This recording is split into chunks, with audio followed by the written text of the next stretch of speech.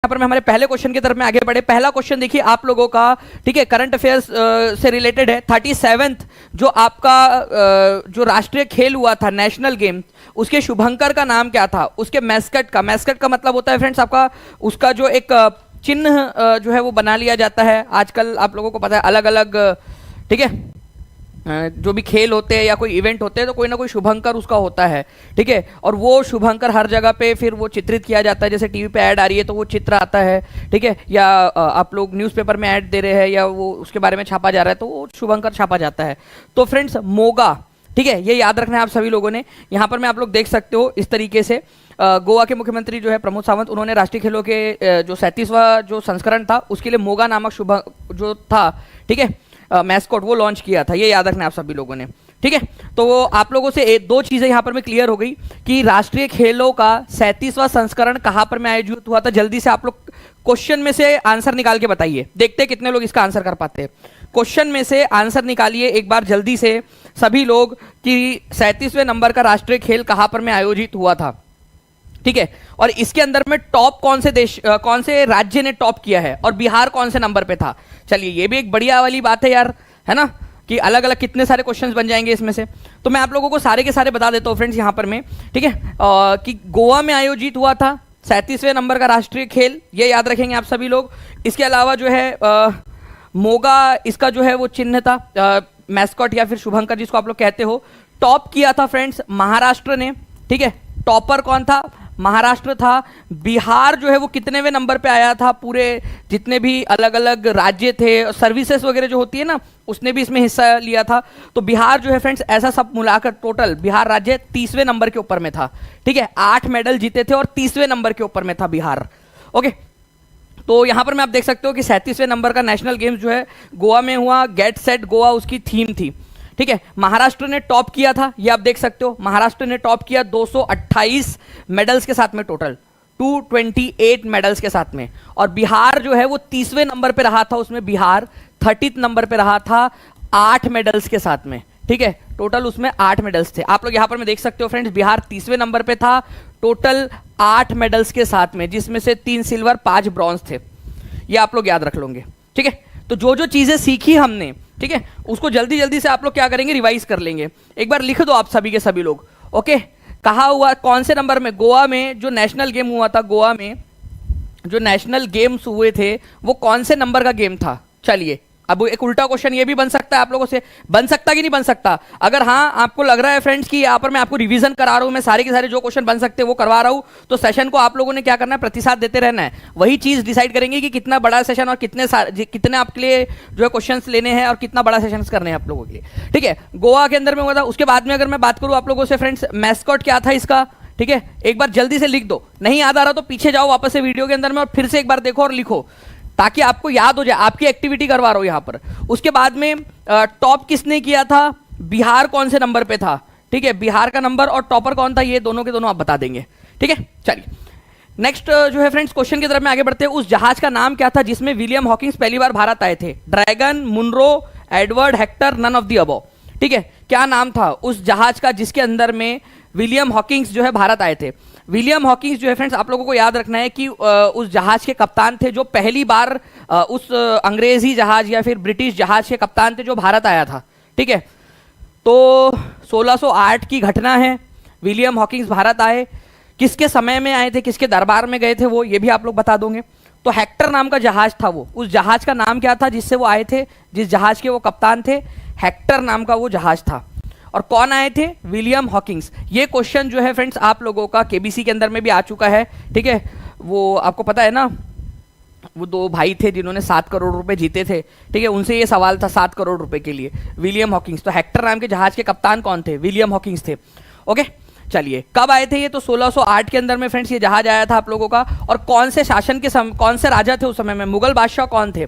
ये भी क्वेश्चन पूछा जा सकता है, ठीक है। तो उस समय मुगल बादशाह थे जहांगीर मुगल बादशाह थे, ये याद रखना है आप सभी लोगों ने, जहांगीर। इंपॉर्टेंट पॉइंट है फ्रेंड्स, एग्जाम के अंदर में कभी भी आप लोगों से पूछा जा सकता है।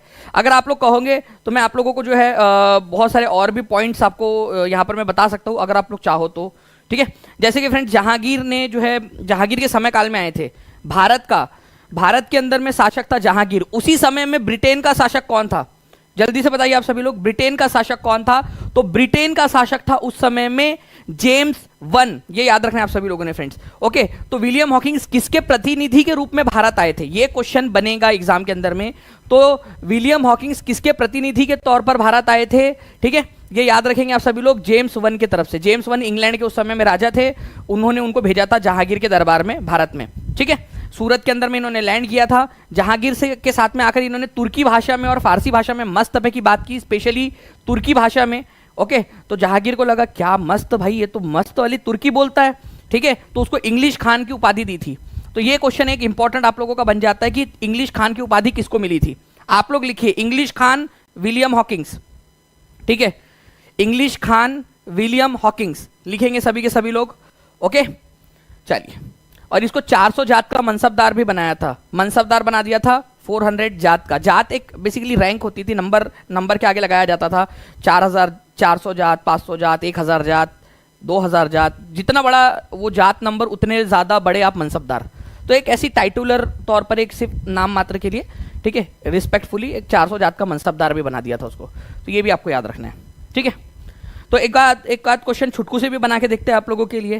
ठीक है, कि क्या क्वेश्चन माना, who was the first English man to come to India in 1608? 1608 के अंदर में कौन आया था? ठीक है, जेम्स वन आया था, कैप्टन विलियम हॉकिंस आया था, जहांगीर आया था, इंग्लिश खान आया था। तो एक्चुअली विलियम हॉकिंस। ठीक है, एक और क्वेश्चन हम लोग यहाँ पर में बना के देखते हैं, which Mughal emperor called Captain Hawkins English Khan? किसने इंग्लिश खान की उपाधि दी थी? ठीक है, तो इंग्लिश खान की उपाधि एम्पेरर जहांगीर ने दी थी उसको। ठीक है, उसके बाद में what language was captain Hawkins well versed in? कौन सी भाषा के अंदर में वो वेल वर्स्ड था? ठीक है, अगर हम इस पर्टिकुलर स्लाइड के हिसाब से बात करें तो तुर्की भाषा के अंदर में बहुत अच्छा था वो, जिसकी वजह से उसको इंग्लिश खान की उपाधि मिली थी। नेक्स्ट क्वेश्चन की तरफ में आगे बढ़ते हैं हम लोग फ्रेंड्स। आई होप ये वाली सारी चीज़ें आप लोगों ने अच्छे से याद कर ली होंगी और पूरा आपको याद हो गया होगा। नेक्स्ट एक क्वेश्चन है आप लोगों का फ्रेंड्स, आर्टिकल नंबर 360। ठीक है, इंपॉर्टेंट है और ये एग्जाम में आया हुआ क्वेश्चन है। तो भारतीय संविधान के अनुच्छेद 360 में राष्ट्रपति को किसकी घोषणा करने का अधिकार है? देखिए, इतने सारे लोग देख रहे हैं फ्रेंड्स, जल्दी जल्दी से सेशन को लाइक एंड शेयर करते रहेंगे। और जिन्होंने भी अब तक टीचिंग परीक्षा चैनल को सब्सक्राइब नहीं किया, चैनल को सब्सक्राइब करके बेल आइकन जरूर दबा देंगे।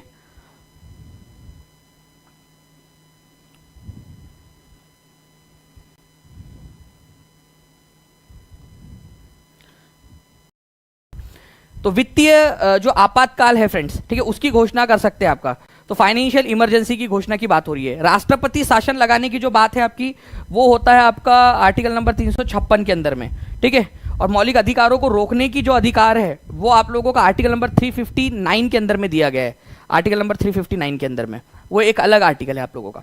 ठीक है, तो वित्तीय आपातकाल या फाइनेंशियल इमरजेंसी, अगर मान लीजिए देश के अंदर में पैसे खत्म हो जाए तो फाइनेंशियल इमरजेंसी लगाई जा सकती है। तो आर्टिकल नंबर 360 फाइनेंशियल इमरजेंसी से डील करता है आपका। ठीक है, ओके,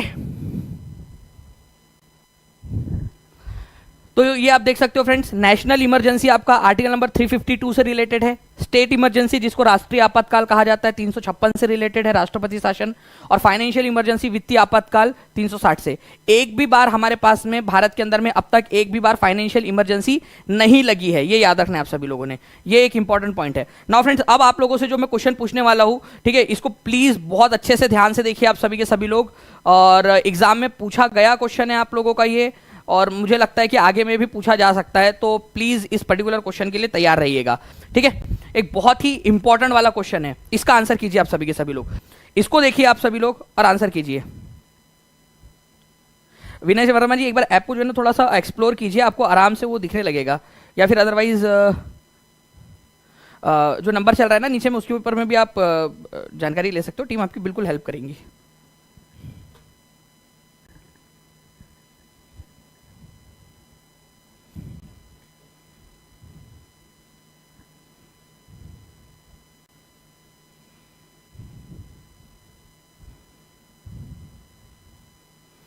आपको क्या बोला यहां पर में, national commission for human rights, ठीक है, जो मानव अधिकार, राष्ट्रीय मानव अधिकार आयोग है, उसकी स्थापना, ठीक है,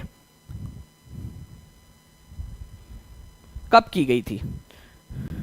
तो राष्ट्रीय मानव अधिकार आयोग जो है, इसकी स्थापना के लिए जिन लोगों ने कमेंट के अंदर में, मोस्ट प्रोबेबल भी हो सकता है किसी ने सही आंसर किया हो यहां पर में, 12 अक्टूबर 12 अक्टूबर 1993 के अंदर में उसकी स्थापना हुई थी, ठीक है। और 1993 दिया ही नहीं है, 12 अक्टूबर 1993, सिंपल खेला हो गया आप लोगों के साथ में। तो किस वर्ष राष्ट्रीय मानवाधिकार आयोग की स्थापना की गई थी? 1993 में। तारीख के साथ लिखो सभी लोग, national human rights commission. Important question है आप लोगों का, और आंसर हो जाएगा यहां पर में नन ऑफ दी अबव, उपरयुक्त में से कोई नहीं। एग्जाम में पूछा गया क्वेश्चन है ये आप लोगों का, कभी भी आ सकता है। राष्ट्रीय मानव अधिकार आयोग, ठीक है, 12 अक्टूबर 1993 के अंदर में। कितने लोग चाहते हैं कि मैं यहां पर मैं एक इंपॉर्टेंट वाली चीज है आप लोगों को पूरा का पूरा बता दूं, ठीक है, और वही डिसाइड करेगा कि आगे में और मैंने आप लोगों को कितनी सारी चीजें मतलब और भी कितनी चीजें बतानी है। जैसे फॉर एग्जांपल फ्रेंड्स, अगर मैं बात करूं आप लोगों से, एक पॉइंट आप लोगों से पूछा जा सकता है, नेशनल ह्यूमन राइट्स कमीशन आपसे पूछा जा सकता है, नेशनल कमीशन फॉर वुमेन की स्थापना कब की गई थी? ठीक है, नेशनल कमीशन फॉर वुमेन, ठीक है, राष्ट्रीय महिला आयोग, ठीक है, राष्ट्रीय महिला, ठीक है, महिला आयोग की स्थापना कब की गई थी? ये क्वेश्चन आ सकता है आप लोगों से, राष्ट्रीय महिला आयोग की स्थापना। तो ये भी क्वेश्चन एक इंपॉर्टेंट क्वेश्चन बनता है आप लोगों का, तो ये प्लीज इसको याद रखोगे आप लोग फ्रेंड्स। 1992 के अंदर में इसकी स्थापना की गई थी, national commission for women. National commission for women act जो था वो बन गया था आप लोगों का, एक्ट जो कानून था वो 1990 में बन चुका था, ठीक है, लेकिन फिर भी आयोग की स्थापना कब हुई? 1992 में हुई थी, 1992 में। इसकी पहली प्रेसिडेंट बहुत इंपॉर्टेंट है, कुछ समय पहले उनका निधन हुआ था, इसी वजह से ज्यादा इंपॉर्टेंट हो जाती है वो। इसकी जो फर्स्ट प्रेसिडेंट थी वो थी जयंती पटनायक, फर्स्ट प्रेसिडेंट, ठीक है, जयंती पटनायक, जयंती पटनायक, पटनायक इंपॉर्टेंट क्वेश्चन है, इसको याद रख लीजिए आप लोग। फर्स्ट प्रेसिडेंट थी जयंती पटनायक, राष्ट्रीय महिला आयोग की। तो इंपॉर्टेंट पॉइंट था फ्रेंड जो आप लोगों को यहां पर मैं बता दिया मैंने, तो प्लीज इसको याद रखेंगे आप सभी के सभी लोग।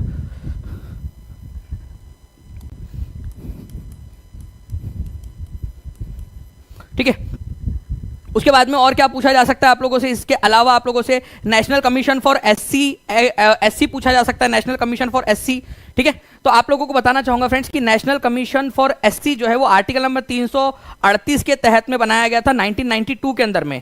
नेशनल कमीशन, नेशनल कमीशन, ठीक है, फॉर एससी, शेड्यूल्ड कास्ट, ठीक है, national commission for scheduled caste, ये याद रखना है आप सभी लोगों ने फ्रेंड्स। ये आप लोगों का आर्टिकल नंबर 338 के तहत, ये हमारा संवैधानिक निकाय है, आर्टिकल नंबर 338 में इसके बारे में दिया गया है, और इसके तहत इसकी स्थापना की गई थी आप लोगों की 1992 में, ठीक है। इतना लेट बना ये आपका, और सूरज भान जो है फ्रेंड्स इसके अध्यक्ष थे पहले, ठीक है, सूरज भान। नेशनल कमीशन फॉर एसटी कब बना, ये क्वेश्चन पूछा जा सकता है। National commission for ST, national commission for ST, scheduled tribe के लिए, ओके। तो ये भी आप लोग थोड़ा सा याद रख लीजिए, पहले एससी एसटी एक ही में हुआ करता था, ठीक है, बाद में अलग कर दिया गया यहाँ पर में, जब से 2003 के अंदर में ये बना आप लोगों का, ठीक है। 2003 में ये एक आर्टिकल बनना लगा, और 2004 में इसको बनाया गया आप लोगों का।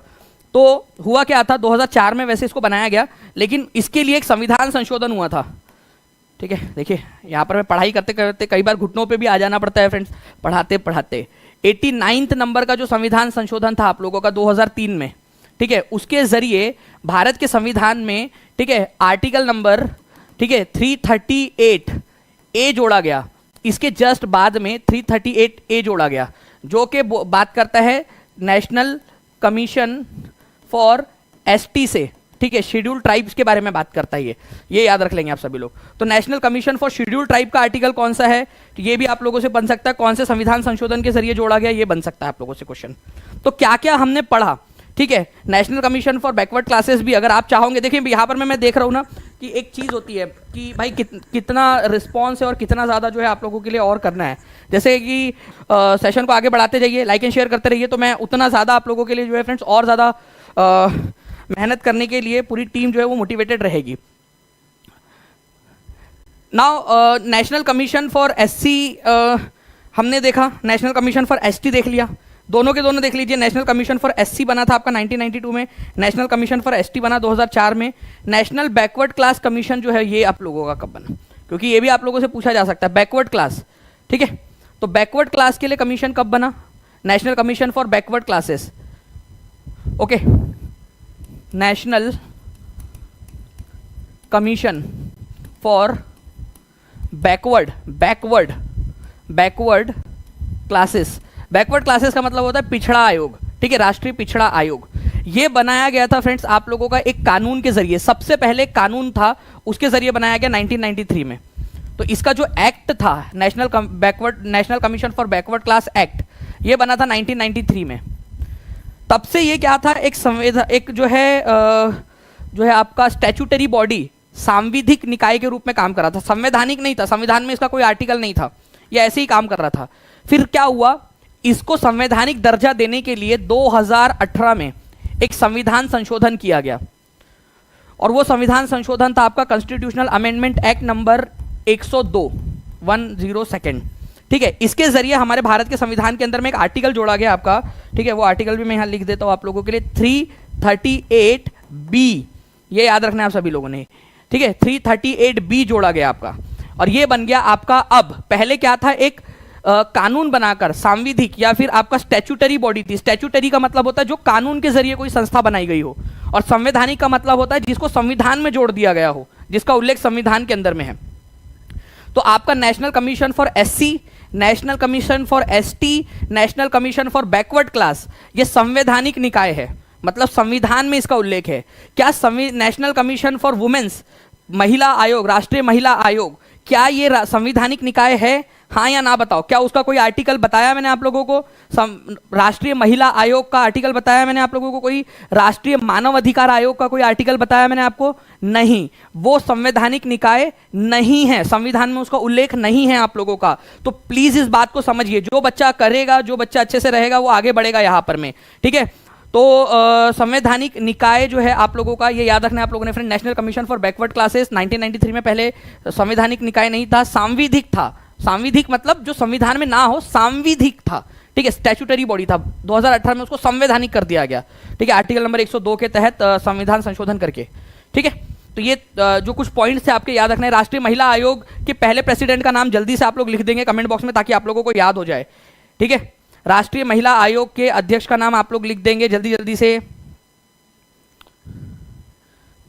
चलिए, आई होप आप सभी लोगों ने यहां पर मैं लिख दिया है फ्रेंड्स, ठीक है, ताकि आपको याद हो जाए, क्योंकि जब ये क्वेश्चन आएगा एग्जाम के अंदर में, तो आपकी सेंसेस, आपका दिमाग जो है ना ऑटोमेटिक काम करना चाहिए, ऑटोमेटिक मोड के अंदर में।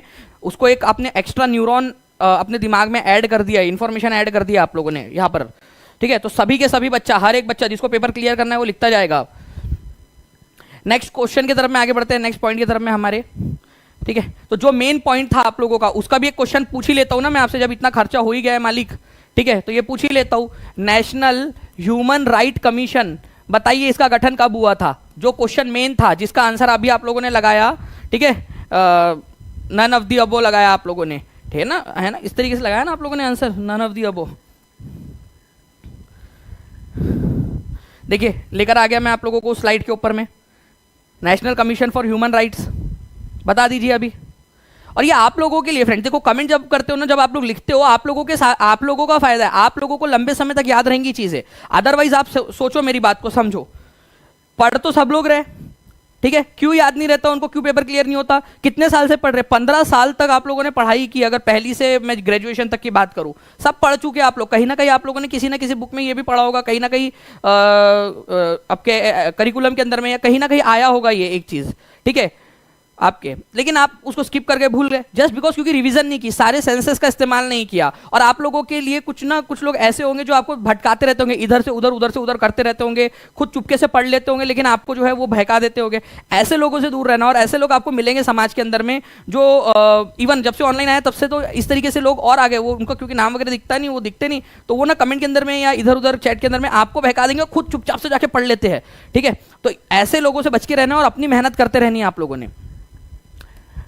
12 अक्टूबर 1993, ये याद रखेंगे आप सभी लोग फ्रेंड्स, ठीक है। आगे बढ़ते हैं फ्रेंड्स हम लोग यहां पर में नेक्स्ट वाले क्वेश्चन की तरफ में हमारे।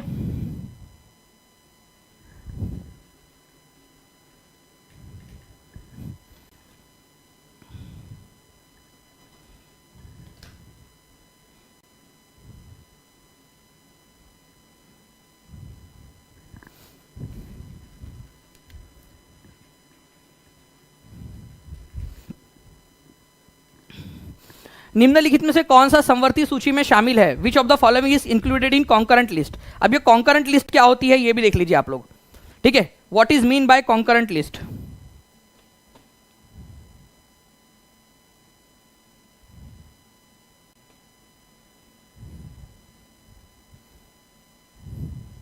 जी। तो देखिए फ्रेंड्स, अगर मैं कॉन्करेंट लिस्ट की बात करूं आप लोगों से, तो कॉन्करेंट लिस्ट का मतलब होता है आप लोगों का एक ऐसी सूची, समवर्ती सूची का मतलब जिसके अंदर में तीनों कानून बनाया, मतलब जो दोनों के दोनों हैं, राज्य सरकार और केंद्र सरकार कानून बना सकती है। एक्चुअली हुआ क्या है कि हमारे भारत के शेड्यूल का नंबर भी याद रखना है, 7th नंबर का है शेड्यूल। 7वें नंबर का जो शेड्यूल है वो ये कहता है कि हमारे भारत के राज्य सरकार और केंद्र सरकार के बीच में काम का बंटवारा किया जाएगा। कुछ काम ऐसे रहेंगे जो केंद्र सरकार कर सकती है, ठीक है, कुछ काम रहेंगे जो राज्य सरकार कर सकती है, और कुछ रहेगा जो दोनों मिलके कर सकते हैं। तो जो दोनों मिलके करते हैं ना, उनको समवर्ती सूची कहते हैं आप लोग। समवर्ती सूची, जो उसकी जो सूची है जो दोनों मिलके कर सकते हैं। और समवर्ती सूची में क्या क्या आता है आप लोगों का, ठीक है, ये भी तो क्वेश्चन बन सकता है ना आप लोगों का कि क्या क्या आता है आप लोगों का। और दूसरी चीज फ्रेंड्स, एक चीज याद रखनी है आप लोगों ने, समवर्ती सूची आपकी ली कहां से गई है, ये क्वेश्चन भी एक बहुत इंपॉर्टेंट है। आप बताइए समवर्ती सूची कौन से देश से ली गई है, ये क्वेश्चन आएगा एग्जाम के अंदर में आप लोगों का। इंपॉर्टेंट मार्क कीजिए आप सभी लोग इस पर्टिकुलर क्वेश्चन को कि समवर्ती सूची कहां से ली गई है, ठीक है। समवर्ती सूची कौन से जगह से ली गई है, ये आप लोग बताओगे जल्दी जल्दी से। समवर्ती सूची जो है फ्रेंड्स, ये ली गई है ऑस्ट्रेलिया से, ठीक है, ऑस्ट्रेलिया से, ठीक है। और समवर्ती सूची में क्या क्या है आप लोगों का, देखिए सबसे पहले अगर मैं केंद्र सरकार की बात करूं आपसे, तो केंद्र सरकार किस में कानून बना सकती है, रक्षा मतलब डिफेंस में। जितने भी हमारे देश की रक्षा से रिलेटेड कानून है वो केंद्र सरकार बनाती है। अंतर्राष्ट्रीय संबंध, इंटरनेशनल रिलेशन, पाकिस्तान के साथ कैसे संबंध रहेंगे, दूसरे देशों के साथ कैसे संबंध रहेंगे, वो केंद्र सरकार का काम है। बंदरगाह मतलब पोर्ट। रेलवे बहुत ही इंपॉर्टेंट है फ्रेंड्स, ठीक है, रेलवे किसकी जिम्मेदारी है। अगर आपको, ठीक है, मान लीजिए कि पटना से लेकर, ठीक है, गोवा तक की डायरेक्टली एक रेल बिछानी है, गोवा तक की, ताकि आप पटना से डायरेक्टली गोवा तक जा सके, ठीक है। पटना में बैठे अपनी बैचलर्स पार्टी मनाने के लिए आप डायरेक्टली गोवा चले गए ट्रेन में बैठ के, ओके। तो आप चाहते हो कि मोदी जी आप भी बैचलर जैसी जिंदगी जी रहे हो, हम भी मतलब जो आपकी शादी होने वाली उससे पहले आप बैचलर जैसी एक बार बैचलर पार्टी करना चाहते हैं, तो प्लीज़ पटना से डायरेक्ट गोवा तक की एक ट्रेन जो है सुपर फास्ट हाईवे वो चला दीजिए। तो वो मोदी जी से रिक्वेस्ट करनी पड़ेगी, उसमें नीतीश कुमार कुछ नहीं कर सकते, ठीक है। संचार हो जाए, इसके अलावा जो है फ्रेंड्स करेंसी, वेरी इंपॉर्टेंट। एक एग्जाम्पल दे सकते हो जिसको आप लोग मुद्रा भी बोलते हो, मुद्रा, करेंसी, जल्दी बताइए आप लोग। करेंसी जो है इसको लेकर, करेंसी जो है आपका कौन करता है, केंद्र सरकार। इसका एग्जाम्पल दीजिए आप लोग कोई, अगर किसी को याद आ रहा है आप लोगों से, ठीक है। वो 8 नवंबर की तारीख 2016 की रात के 8 बज रहे थे। चलिए, राज्य की सूची के अंदर में आता है पब्लिक ऑर्डर, पुलिस आता है, खेती किसानी मतलब एग्रीकल्चर जो है राज्य सरकार की सूची के अंदर में आता है, अस्पताल, दवाखाने, सार्वजनिक स्वास्थ्य। बट कुछ ऐसे मामले हैं जो दोनों बना सकते हैं, जैसे कि शिक्षा, दोनों के पास में कानून है, वन, दोनों के पास में अधिकार है। पहले ये शिक्षा और वन जो है राज्य की सूची में थे। कौन सा संविधान संशोधन है जिसके जरिए इसको यहां से हटाकर यहां डाल दिया गया, ठीक है। अगर आप लोगों के रिस्पांस बराबर से आ रहे हैं तो फ्रेंड्स इसको भी हम लोग यहां पर में देखेंगे, और कुछ क्वेश्चंस भी मैं आपके बना दूंगा। आपका कॉन्स्टिट्यूशनल अमेंडमेंट एक्ट नंबर कौन सा था और वो ईयर कौन सा था जिसके जरिए जो राज्य सरकार की सूची से निकालकर शिक्षा और वन को, ठीक है, एजुकेशन और फॉरेस्ट को यहां डाल दिया गया आप लोगों का।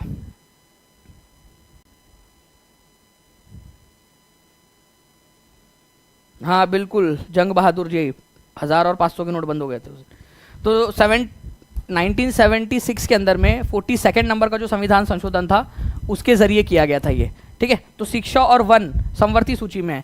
अब इस क्वेश्चन को देखेंगे आप सभी लोग जल्दी जल्दी से, बताइए इस क्वेश्चन का आंसर क्या होगा आपका। तो which of the following include in the concurrent list. तो कॉन्करेंट लिस्ट के अंदर में आप लोगों का जो है फ्रेंड्स फॉरेस्ट आता है कॉन्करेंट में, कॉन्करेंट, ठीक है। एग्रीकल्चर जो है स्टेट में आता है और पुलिस जो है वो भी स्टेट में आती है।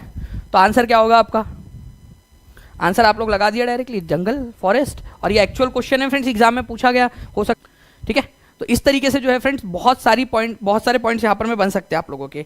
नाउ फ्रेंड्स अब एक जो है ना चीज़ मैं आप लोगों के साथ में शेयर करना चाहता हूँ, ठीक है। जैसे मैंने पिछले लेक्चर के अंदर में आप लोगों के साथ में कुछ चीज़ें शेयर की थी, कितने लोगों ने पिछला लेक्चर देखा है अच्छे से, बताइए। यूनाइटेड नेशंस की 7 लैंग्वेजेस कौन सी है, लैंग्वेजेस। मैंने जैसे कल आप लोगों को बताया था ना, हर रोज मैं आपको कुछ ना कुछ नए पॉइंट्स बताऊंगा, ठीक है। तो आज मैं आपको बताने वाला हूं फ्रेंड्स 7 इयर्स वॉर, जिसको सप्तवर्षीय युद्ध भी कहा जाता है, 7 साल का युद्ध, 7 ईयर वॉर्स, ठीक है। तो ये सप्तवर्षीय युद्ध जो है फ्रेंड्स आपका 1756 से 1756 से लेकर 1763 तक चला था।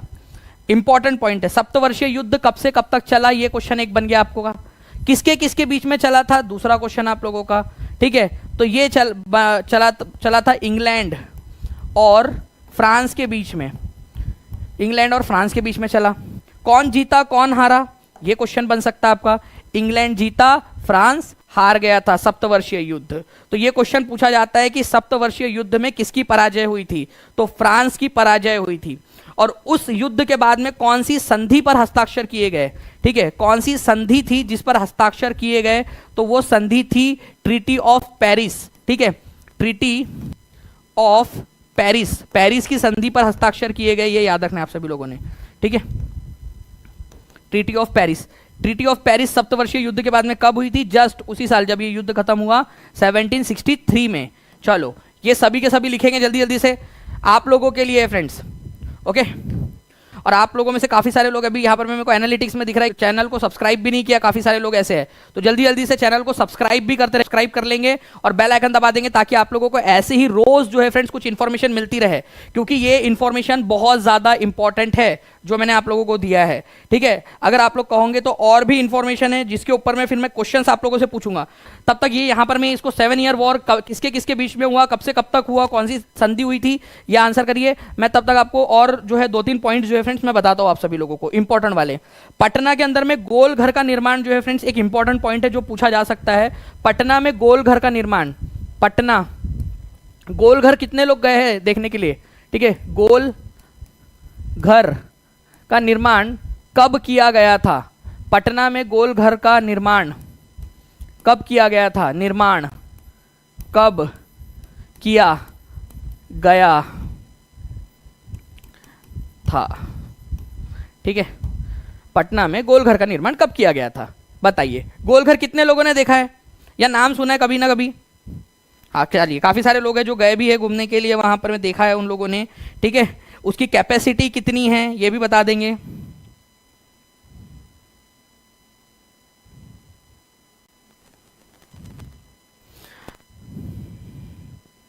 Very good friends. देखिए तो एक्चुअली ना ये गोल घर जो है इसको अनाज भंडार के रूप में बनाया गया था आप लोगों का। मैं आपको थोड़ा सा इसके बारे में जानकारी दे देता हूँ। ये जो गोल घर था इसका निर्माण कार्य शुरू हुआ था, ठीक है, स्टार्ट हुआ था इसको बनाना, ठीक है, आपका जनवरी 1784 के अंदर में, ठीक है।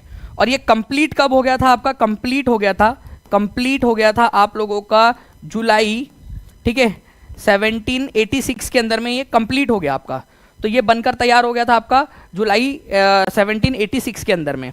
इसकी कैपेसिटी कितनी है, कैपेसिटी बहुत इंपॉर्टेंट है, कैपेसिटी, क्योंकि कितना अनाज रखा जा सकता है इसके अंदर में। जो बनाया गया इसको वॉरेन हेस्टिंग के समय में बनाया गया था इसको, ये भी याद रखना आप सभी लोगों ने फ्रेंड्स, ठीक है। लॉर्ड वॉरेन हेस्टिंग ने इसको बनाने का जो है वो वहाँ पर में निर्णय लिया था पटना में, ठीक है। तो 1,40,000 टन अनाज इसके अंदर में स्टोर किया जा सकता है। पटना में बिहार से रिलेटेड है तो भाई एक चीज़ आप लोगों की और बन गई। चलिए जल्दी जल्दी से इसको पढ़िए आप सभी लोग और कमेंट के अंदर में सारे लोग लिख देंगे। आई होप आप सभी लोगों ने फ्रेंड्स लिख दिया यहाँ पर में, जितने भी लोग हैं यहाँ। चलिए नाउ फ्रेंड्स अब मैं आप लोगों से एक और सवाल पूछ रहा हूँ, ठीक है।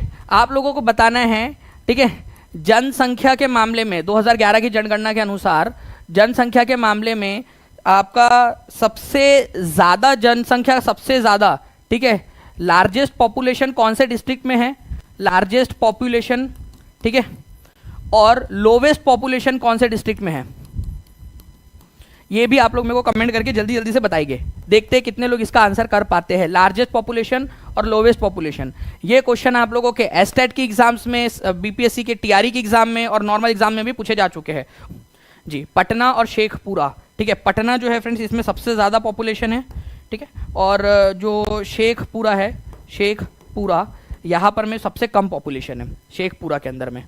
ये भी आप लोग याद रखोगे, सभी के सभी लोग, इंपॉर्टेंट है, आप लोगों का एग्जाम के अंदर में पूछा जा सकता है, ठीक है। तो प्लीज़ इस पर्टिकुलर पॉइंट को आप लोग याद रखिए। न्यूनतम और अधिकतम जनसंख्या वाला क्वेश्चन आपसे पूछा गया था, ठीक है भैया। आप लोगों का एक चीज़ आपको बताऊँ, ये क्वेश्चन जो है आपका न्यूनतम जनसंख्या वाला बिहार हेडमास्टर की एग्जाम के अंदर में भी आया हुआ था एक बार, है ना, बिहार हेडमास्टर की एग्जाम में।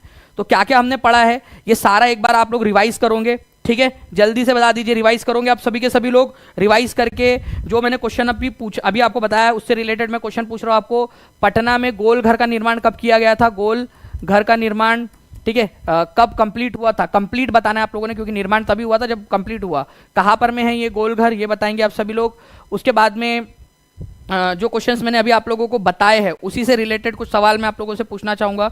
जैसे कि आपका जो एजुकेशन है, एजुकेशन, ठीक है, फॉरेस्ट, इनको स्टेट सूची से निकालकर, स्टेट से निकालकर कॉन्करेंट सूची में रख दिया, कॉन्करेंट में। तो कॉन्करेंट में रख दिया गया कौन से वाले संविधान संशोधन के जरिए, ये आप लोग बताओगे। फिर उसके बाद में मैं आप लोगों को और एक क्वेश्चन है आपका, उसके तरफ मैं लेकर चलता हूँ, ठीक है, एक क्वेश्चन है आपका, उसके तरफ मैं भी लेकर चलता हूँ। इसका आंसर आप लोग जल्दी जल्दी से पहले कर दोगे, ठीक है। फिर आगे मैं क्वेश्चन की तरफ में लेकर चलता हूँ, जल्दी से बताइए।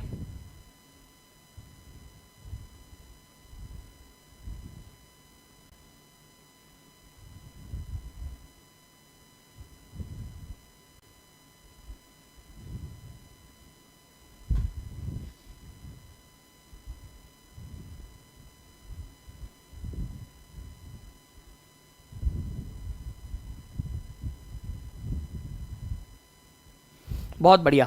देखिए फ्रेंड्स, अब हम लोग यहाँ पर मैं आगे बढ़ते हैं हमारे जो है नेक्स्ट पर्टिकुलर क्वेश्चन के तरफ में, ठीक है।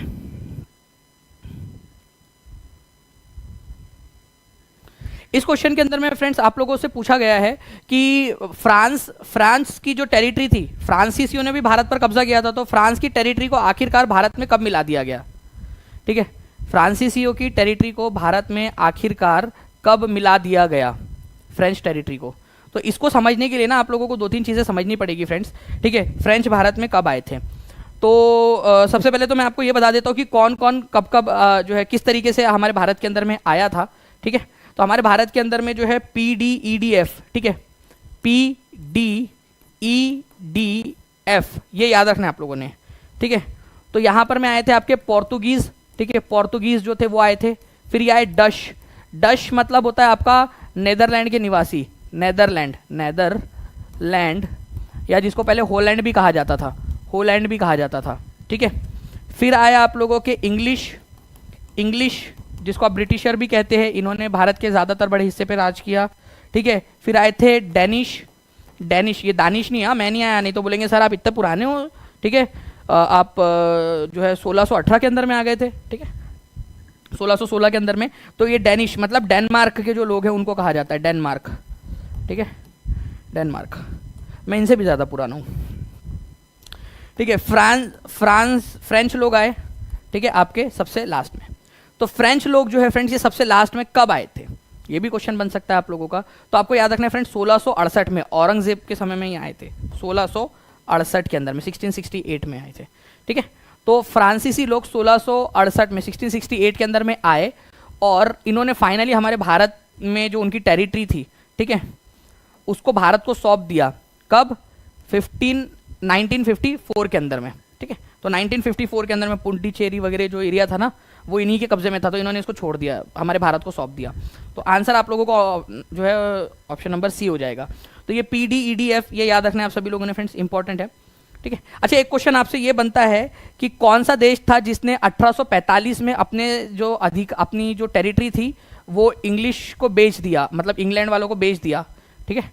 तो अपनी जो बिजनेस था वो इंग्लिश को बेच दिया उन्होंने 1845 के अंदर में, और धर्म कर्म के काम में लग गए। वो थे डेनिश लोग, डेनमार्क के, ठीक है। तो डेनमार्क ने देखा कि भाई भारत के अंदर में कोई फ़ायदा उनका है नहीं, वो धर्म प्रचार वगैरह के उसमें रूप में उसमें जुड़ गए वो लोग, और अपना जो बिजनेस था उन लोगों का अंडमान निकोबार वगैरह के अंदर में, और जो कोई द्वीप थे उन लोगों के, वो उन्होंने इंग्लिश को बेच दिए, इंग्लिश ईस्ट इंडिया कंपनी को बेच दिए, ठीक है। चलिए, तो ये भी एक क्वेश्चन बन सकता है आप लोगों का एग्जाम के अंदर में, ठीक है। चलिए नाउ फ्रेंड्स, एक और क्वेश्चन आप लोगों के लिए, ये एक बढ़िया क्वेश्चन है। और मेरे को एक बात बताओ, क्या ये वाला क्वेश्चन जो है आपका एग्जाम में आया था कि नहीं आया था? हाँ या ना में जवाब दो जल्दी से। ये क्वेश्चन आया था कि नहीं आया था एग्जाम में? पता है क्या कौन है यहाँ पर? मैं एक चीज़ बताता आपको, मिड एंड माइंड है वो, उन्होंने एक इनको क्या बोला पता है क्या? ये डेनमार्क वाले लोगों को, भाई तुमको कंपनी नहीं बेचनी चाहिए थी करके। मतलब वो उतने सारे लोग, ठीक है, जिन्होंने कंपनी चालू की, कुछ सोचा होगा बिजनेस नहीं हो रहा, प्रॉफिट नहीं हो रहा, ठीक है, और वो हमारा भाई यहाँ पर में भाई है या किसी की बहन है पता नहीं, तो वो कह रही है कि कंपनी नहीं बेचनी चाहिए थी करके डेनमार्क को। अरे भाई उनका उनका डिसीजन यार, नहीं हो रहा होगा धंधा पानी, काम नहीं चल रहा होगा, जेब से पैसे लगाने पड़ रहे होंगे, तुम तो ऐसी ही करोगे है ना। तुम्हारा तो यही है कि भाई जेब से पैसे लगा के कराते रहो करके कंगाल हो जाओ। वो बेचारा डेनमार्क ने अपनी कंपनी बेच दी, नहीं चल रही उससे कंपनी यार, लॉस हो रहा। वहां पर में लोग उससे बोल रहे होंगे कि यार ये सारा का सारा बिजनेस फ्री में ही करो करके, तो बर्बाद हो गई कंपनी, वो बंद करने की नौबत आ गई। तो तुम उनसे कह रहे हो यार कि नहीं बेचना था करके, ठीक है। फिर वो केबीसी का क्वेश्चन कैसे बनता फिर ये वाला? नहीं फूफा जी नहीं है वो कह रहे हैं कंपनी नहीं बेचनी चाहिए थी डेनमार्क को, वो अच्छा इंसान है, वो अपनी राय दे रहे हैं, ठीक है। तो आप लेट हो गए, आप थोड़ा जल्दी आते तो शायद उनको बता पाते कि नहीं बेचनी चाहिए थी। देखिए फ्रेंड्स, भारत में राज्यों का संघ और संघ की अधिक शक्ति है, ये कनाडा से लिया है हमने, ये क्वेश्चन डायरेक्टली पूछा था आपसे, ठीक है। तो डी की जोड़ी 2 के साथ लगेंगी आप लोगों की, और टी की जोड़ी 2 के साथ में एक ही जगह पे लगी, और D is the correct answer, खत्म। मैं इस तरीके से आप लोगों को बता दिया इसको। तो फंडामेंटल राइट्स हमने कहां से लिए हैं? फंडामेंटल राइट्स हम लोगों ने लिए हैं फ्रेंड्स यूएसए से। ये भी क्वेश्चन आया हुआ है एग्जाम के अंदर में, बी की जोड़ी लगेंगी 4 के साथ में, ये वो क्वेश्चन है जो एग्जाम में आए थे, उन्हीं का संग्रह है ये, ठीक है। बी की जोड़ी 4 के साथ में लगेगा। डायरेक्टिव प्रिंसिपल डीपीएसपी आयरलैंड से लिया है, और कॉन्करेंट लिया है आपका जो कॉन्करेंट लिस्ट है आप लोगों की, वो ऑस्ट्रेलिया से लिया है, ठीक है। कॉन्करेंट लिस्ट ये आपको ऑस्ट्रेलिया से लिया है। ये चारों के चारों पता है आपको क्या है? ये चारों के चारों आपके वो क्वेश्चन है, एक एक नंबर के लिए अलग अलग डिफरेंट शिफ्ट में टीआरई के आए हैं, टीआरई 1 और टीआरई 2 के लिए। तो भाई आपके लिए इतनी मेहनत करके एक एक पॉइंट बनाया है, इसके लिए 1 लाइक तो बनता है आप लोगों का। आप लोग बहुत कंजूसी करते हो यार, वो करने में, शेयर करने में, लाइक करने में, सब्सक्राइब करने में बहुत ज़्यादा कंजूसी करते हो। तो राज्य के नीति निर्देशक तत्व जो है, मूल अधिकार जो है, संघ राज्य संबंध में संवर्ती सूची, भारत में राज्यों का संघ और संघ की अधिक शक्ति, ये चारों क्वेश्चन आपके एग्जाम में आ चुके हैं, जिसको हमने कंपाइल कर दिया आप लोगों का।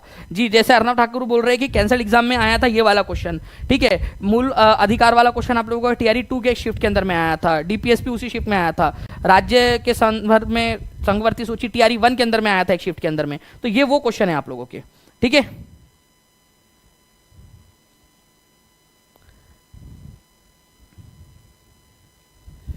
ओके चलिए, तो आंसर आपका ऑप्शन नंबर डी हो जाएगा, option number D is the correct answer, ठीक है। चलिए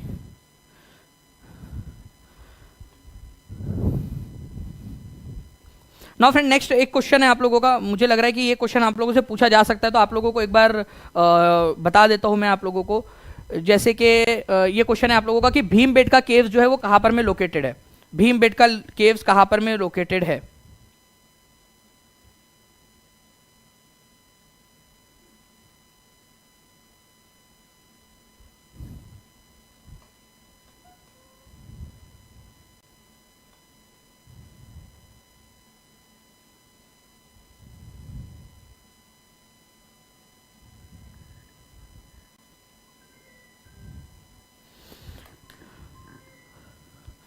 चलिए तो आंसर करते रहेंगे फ्रेंड्स सभी लोग जल्दी जल्दी से। भीमबेटका केव्स कहां पर में, जल्दी से समझ गए होंगे ना तुम। चलिए, Bhimbetka caves are located in Madhya Pradesh. अच्छा, भीमबेटका केव्स क्यों फेमस है? भीमबेटका केव्स जो है फ्रेंड्स आप लोगों ने याद रखना है आप लोगों को, ठीक है, कि जो भीमबेटका केव्स जो है आप लोगों की, ये फेमस है आप लोगों का आपके बेसिकली जो शैल चित्र है, रॉक पेंटिंग्स, शैल चित्र, इसके लिए इसके लिए फेमस है। वहां पर में जो गुफाएं हैं, गुफाओं के ऊपर में चित्रकारी की गई है, ठीक है। हो सकता है इस तरीके से घोड़ा तो नहीं बनाया उन लोगों ने, हाथी वगैरह देखे, शेर देखे, जो भी देखा वो बनाया उन लोगों ने, ठीक है। तो अलग अलग जो चित्र है वो उन्होंने किए। ओके, घोड़ा क्यों नहीं बनाया? क्योंकि उस समय में घोड़ा भारत में पाया ही नहीं जाता था। ओके, तो मध्य प्रदेश के अंदर में भीमबेटका के अंदर में हमको सबसे ज्यादा रॉक पेंटिंग्स मिलती है, ठीक है, मध्य प्रदेश के भीमबेटका में। बहुत ही इंपॉर्टेंट है फ्रेंड्स, 2003 में इसको यूनेस्को वर्ल्ड हेरिटेज साइट में शामिल किया गया। आप लोगों को पेड क्लास में पूरा यूनेस्को की पूरा लिस्ट दिया ना मैंने, बड़ा सा, ठीक है। वो बहुत एपिक सेशन है, वो सेशन से बहुत सारे डाउट्स आपके क्लियर हो जाएंगे, तो वो प्लीज़ उसको जरूर देखना, अच्छे से रिवीजन करते रहना है। तो भीमबेटका की ऐसी जो है कई सारी गुफाएं मिली है आप लोगों को। इन गुफाओं में हमारे पूर्वज जो है रहा करते थे पूरा पाषाण काल के अंदर में, और 2003 में इसको विश्व धरोहर स्थल घोषित किया गया था, ठीक है, यूनेस्को वर्ल्ड हेरिटेज साइट घोषित किया गया था। इंपॉर्टेंट वाला पॉइंट आप लोगों का। नाउ फ्रेंड्स, एक क्वेश्चन आप लोगों से मैं करंट अफेयर का बताना चाहूंगा आप लोगों को, ठीक है। तो प्लीज इस पर्टिकुलर पॉइंट को भी आप सभी लोग याद रख लेंगे।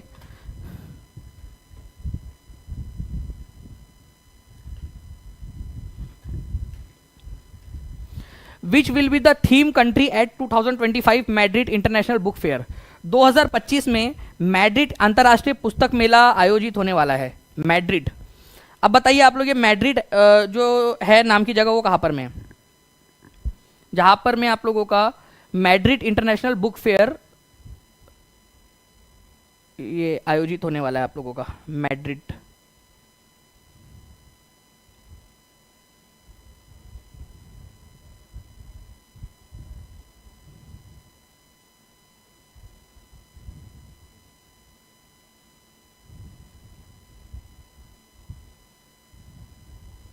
बहुत बढ़िया, आप लोगों के दोनों आंसर आ रहे हैं फ्रेंड्स। मैड्रिड जो है आप लोगों का, पहली बात जो मैंने आपसे पूछा वो स्पेन में है, ठीक है, ये याद रखना है आप लोगों ने। और इंडिया जो है वो उसकी थीम कंट्री है, मतलब इंडिया को इनवाइट किया गया, India will be the theme country.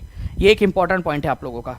Madrid के इंटरनेशनल बुक फेयर के अंदर में इंडिया को आमंत्रित किया गया है थीम कंट्री के रूप में, ठीक है। तो ये पॉइंट्स थे आप लोगों के, जो आप लोगों ने होपफुली जो है